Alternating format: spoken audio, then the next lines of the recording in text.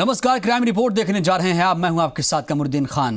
किसी भी इंसान की निगाहों में छल, कपट, साजिश, फरेब, अंधी महत्वाकांक्षा ये सब कुछ नहीं दिखता, लेकिन कोई ना कोई जहन हर वक्त लिखने की फिराक में रहता है जुर्म की किताब, जिसका हर पन्ना शातिर इरादों से भरा रहता है। क्राइम रिपोर्ट खोलता है उन्हीं काली किताबों के पन्ने और करता है आपको आगाह कि हर वक्त रहें सतर्क, क्योंकि किसी भी गली में आपको मिल सकता है एक गुनहगार।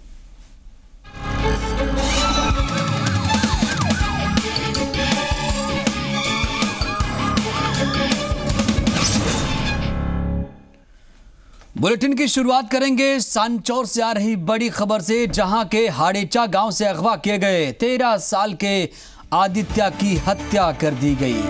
आदित्य के गांव के पास से महज 3 किलोमीटर दूर पर पानी की खाई में आदित्य की लाश मिली है। आपको याद दिला दें कि आदित्य को अगवा कर लिया गया था, जिसके बाद सांचौर के विधायक सुखराम बिश्नोई ने प्रशासन पर सवाल खड़े करते हुए भूख हड़ताल की थी, लेकिन पुलिस बच्चे को नहीं बचा सकी और ना ही अपराधियों को गिरफ्तार कर सकी है। ऐसे में पुलिस प्रशासन समेत जिले प्रशासन पर गंभीर सवाल खड़े हो रहे हैं। जबकि विधायक की भूख हड़ताल खत्म होने पर पुलिस अधीक्षक ने एसपी ने विश्वास दिलाया था कि हम बच्चे को सफल बचाने की पूरी कोशिश करेंगे। ज्यादा जानकारी देंगे जी मीडिया संवाददाता बबलू मीणा।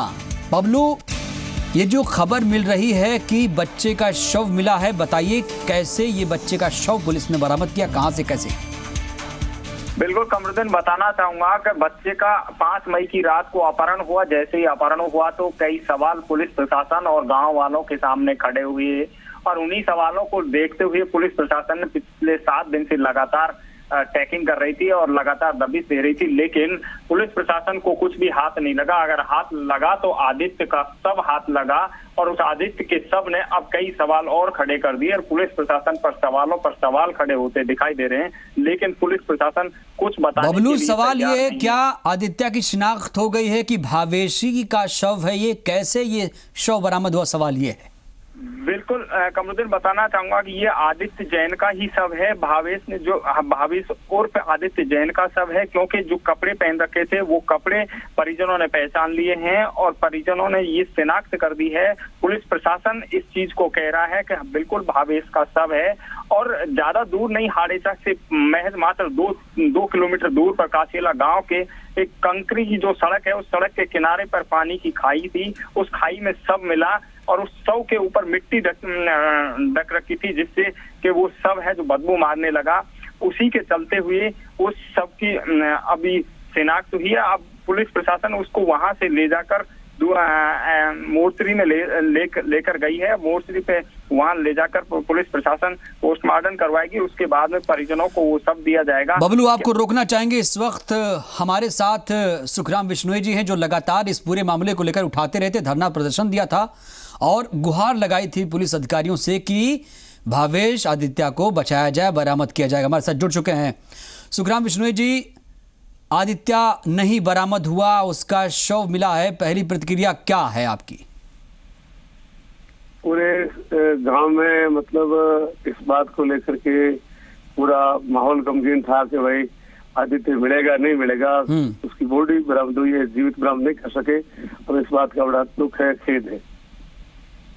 सुखराम जी, अफसोस वाली तो खबर है ये, आपने इस मुद्दे को उठाया, धरना दिया, उसके बाद भी पुलिस की कार्यशैली ज्यों के त्यों बनी रही। 7 दिन बीत जाने के बाद भी भावेश नहीं बचाया जा सका। क्या सोच के आपने धरना दिया था और क्या हासिल हुआ आपको? कुछ हासिल नहीं हुआ, उस आदित्य की बॉडी मिली, बात कुछ नहीं मिला जी। पुलिस शुरू से सक्रिय होती तो हो सकता है जिंदा मिल सकता था। तो इसमें कहाँ कमी रह गई, क्या नजर आ रहा है आपको? कानून व्यवस्था में कहाँ दिक्कत है? कानून व्यवस्था में तो शुरू में एक्टिव नहीं हुए, और शुरू में एक्टिव होते हो सकता है, बच सकता था। बाद में एक्टिव हुए, मेरे हड़ताल करने के बाद में। शुरू से पुलिस एक्टिव नहीं थी।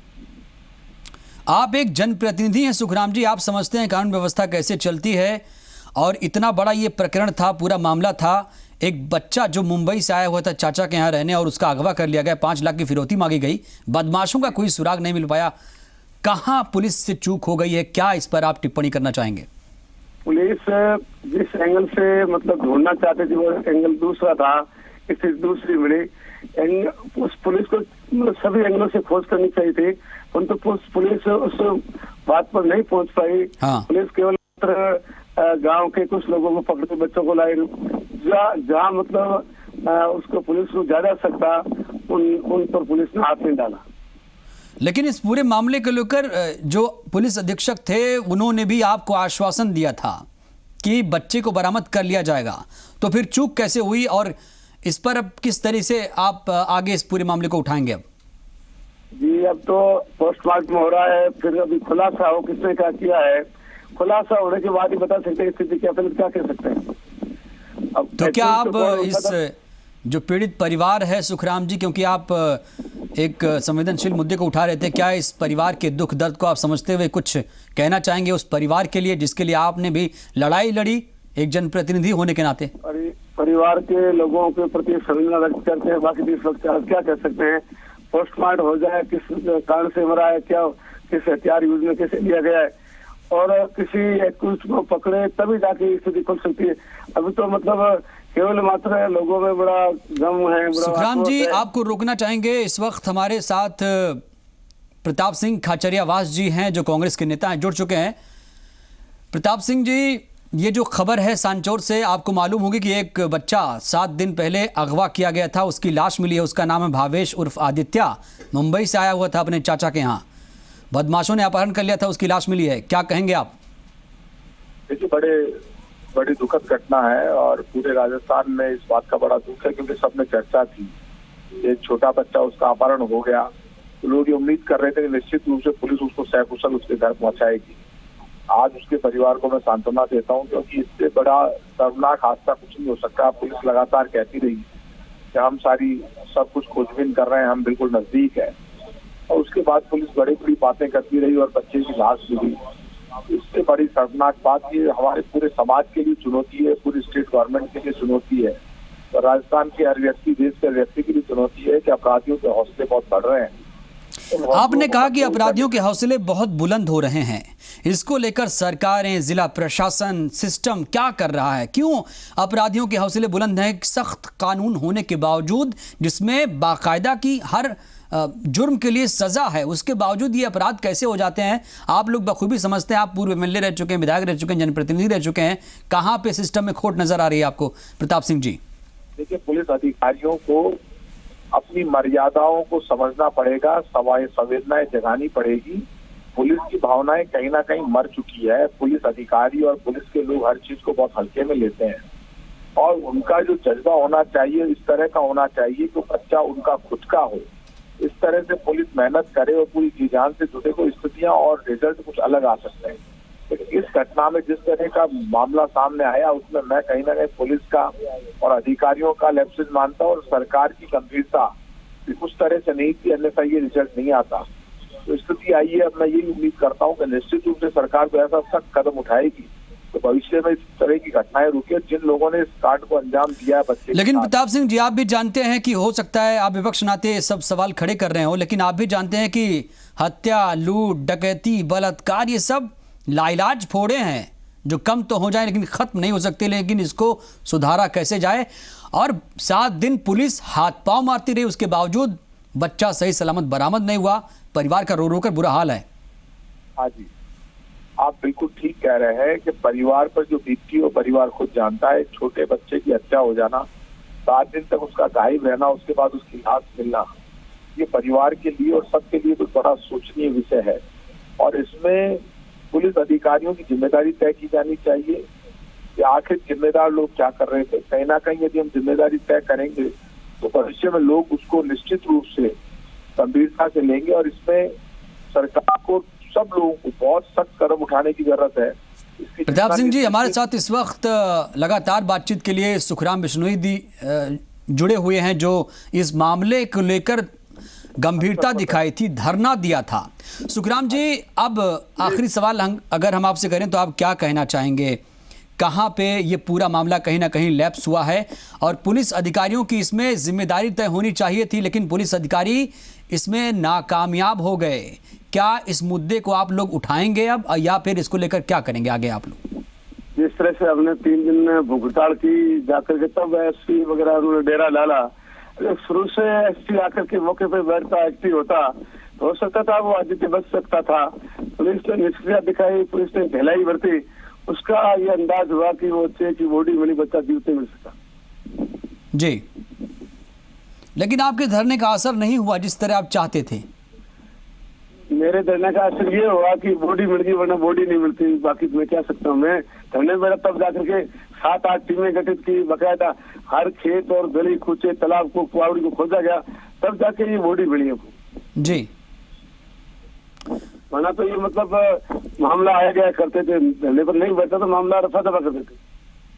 तो क्या मामला रफा दफा नहीं हुआ क्योंकि बच्चा तो मिला ही नहीं? वो जीवित नहीं मिला, इस बात का गम है। बाकी तो वो बॉडी मिल गई, वो बॉडी मिलने से बात को खुलेगी, कैसे खुलेगा, पर्दा उठेगा, सब कुछ होगा। सुखराम जी, इस पूरे वाक्य में एक कांस्टेबल से लेकर एसपी तक में आपको कहां खोट नजर आ रही है? कहां पे किसने लापरवाही की जिसकी वजह से आदित्य की लाश मिली? लापरवाही पुलिस कांस्टेबल से लेकर के एसपी तक की, तो सभी की है। सभी निष्क्रिय है, सभी मतलब पैसे वसूलने में लगे हुए हैं, किसी को मतलब ड्यूटी की नहीं पड़ी है। बिल्कुल एक जंगल राज टाइप माहौल है। हमारे हाईवे पे आया हुआ 15 नंबर हाईवे पे केवल मात्र जो भूमा पे है, जो शराब तस्कर है, उनपे उनके साथ का तो पुलिस लगी हुई है।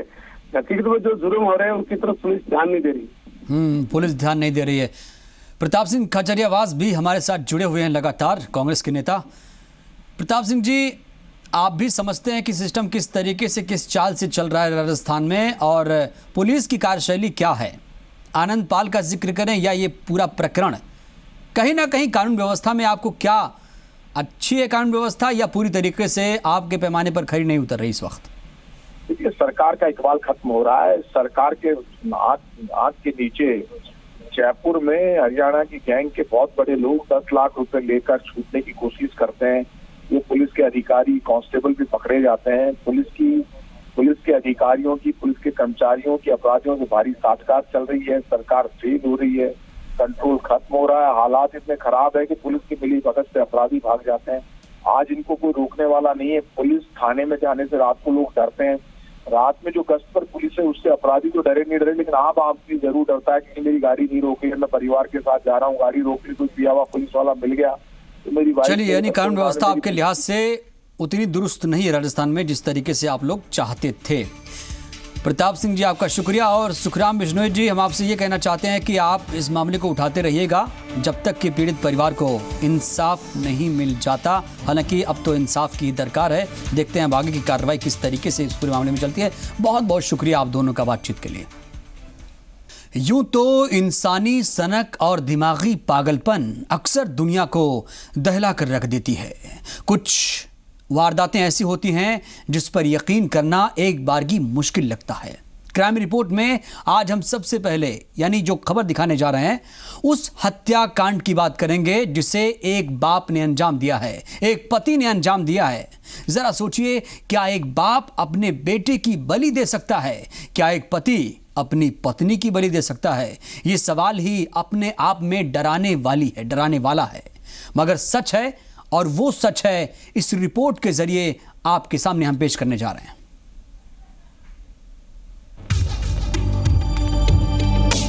किस इंसान का सिर कब हिट जाए और वो कब खौफ की इबारत लिख दे, इसका जवाब किसी के पास नहीं हो सकता। और इस सवाल का जवाब तलाशना भी नामुमकिन के बराबर ही है कि एक इंसान किस पर यकीन करे और किस पर यकीन ना करे। जिस वारदात से आपका वास्ता होने जा रहा है, यकीन मानिए उस पर यकीन करना आपके लिए जितना मुश्किल होगा, उसे बर्दाश्त करना उतना ही कठिन होने वाला है। पूरी रिपोर्ट दिखाने से पहले कुछ ऐसे सवाल हम आपके सामने रखेंगे जो आपको सोचने के लिए मजबूर कर देंगे। क्या एक बाप अपनी बेटी की बलि दे सकता है? क्या एक पति अपनी पत्नी की बलि दे सकता है? क्या एक शख्स अपने खानदान को खत्म कर सकता है? ये तमाम सवाल इसलिए क्योंकि एक सनकी शख्स की करतूत ने आज हनुमानगढ़ के नोहर को दहला कर रख दिया।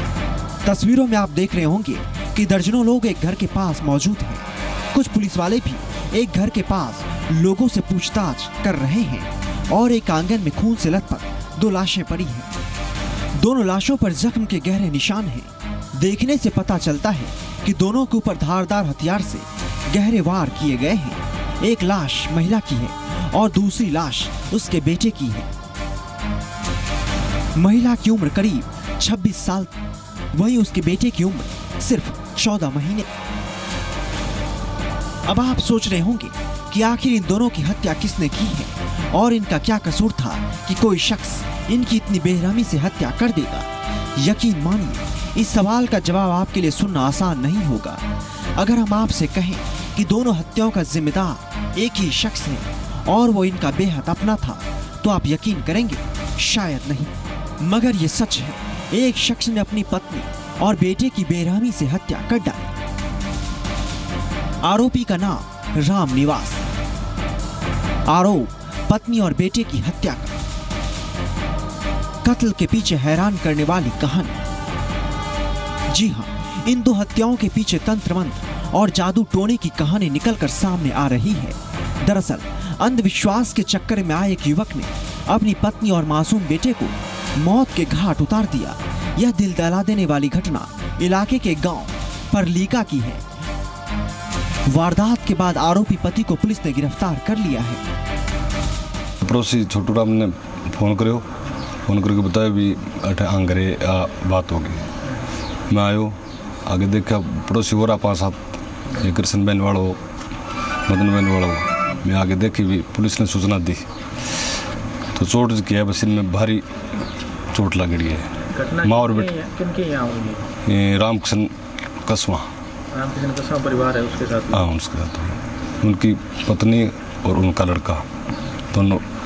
लड़की की क्या उम्र कितनी? लगभग 13-14 महीना। बताया जा रहा है कि आरोपी रामनिवास काफी समय से दिमागी रूप से बीमार था। वह कुछ समय से झाड़ फूंक के चक्कर में भी पड़ा हुआ था। रात के वक्त उसने हथौड़े से अपनी पत्नी का कत्ल किया, फिर उसी हथौड़े से बेटे सुनील का सिर भी कुचल डाला। पड़ोसी महिला जब आरोपी के घर आई तो वारदात का खुलासा हुआ। अंधविश्वास में फंसकर बेटे और पत्नी की बलि दे दी। वारदात का खुलासा होने के साथ ही मौके पर लोगों की भीड़ लग गई और कुछ ही देर बाद पुलिस की टीम भी मौके पर तफ्तीश के लिए पहुंच गई। बताया जा रहा है कि आरोपी ने अंधविश्वास के चक्कर में पड़कर अपनी पत्नी और बेटे की बलि दे दी। आरोपी रामनिवास की करीब 2 साल पहले ही शादी हुई थी। ग्रामीणों ने बताया कि रामनिवास अक्सर अकेला रहता था। गांव में वह किसी से कम ही बोलचाल रखता था। पूरी वारदात को अंधविश्वास और नरबली से जोड़कर देखा जा रहा है। रामनिवास के माँ बाप और भाई की पहले ही मौत हो चुकी है। अब परिवार में वो अकेला अपनी पत्नी और बेटे के साथ रहता था। पुलिस ने दोनों लाशों को पोस्टमार्टम करवा दिया है। वही मामले की तफ्तीश की जा रही है। पता लगाया जा रहा है कि क्या वाकई ये मामला नरबली और अंधविश्वास का है, और अगर है तो किसके कहने पर इस वारदात को अंजाम दिया गया है। हनुमानगढ़ से विक्रम सिंह के साथ ब्यूरो रिपोर्ट, जी मीडिया।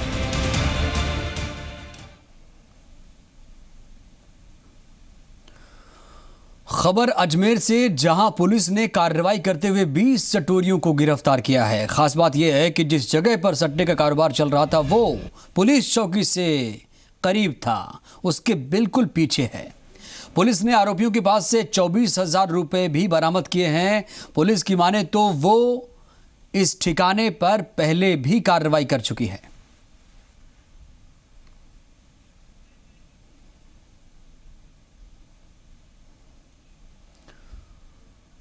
कोटा में 4 महीने के दौरान 1.5 दर्जन वारदातों को अंजाम देने वाला एक गिरोह का पुलिस ने पर्दाफाश किया है। धारदार हथियार, लोहे की रॉड, लाल मिर्च, रस्सी, ये सब बदमाशों के वो हथियार हैं जिनसे लूट की वारदात को अंजाम दिया जाता था।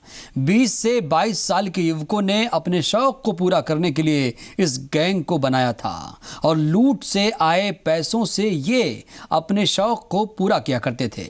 इनमें से एक इस गैंग का मास्टरमाइंड हिमांशु उर्फ हैप्पी चड्ढा है, जो अंग्रेजी बोलने में माहिर है, साथ ही कंप्यूटर और मोबाइल का एक्सपर्ट भी बताया जा रहा है।